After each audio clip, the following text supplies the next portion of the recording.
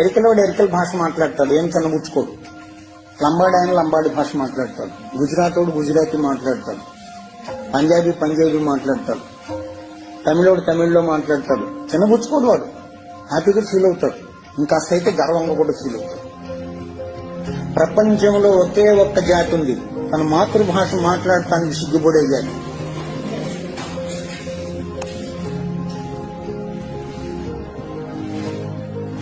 ఏం చేయలేం. దేశ భాషలందు తెలుగు లెస్స. ఎక్కడో విన్నాం, కృష్ణదేవరాయల కాలంలో ఎవడో అన్నాడని ఆయనే అన్నాడు. దేశ భాషలందు కాదప్ప, ప్రపంచ భాషలందు తెలుగు లెస్స. ఎందుకో తెలుసండి, అన్ని అక్షరాలు ఉన్నటువంటి భాష ప్రపంచంలో లేదు, అన్ని విడి శబ్దాలు ఉన్నటువంటి భాష ప్రపంచం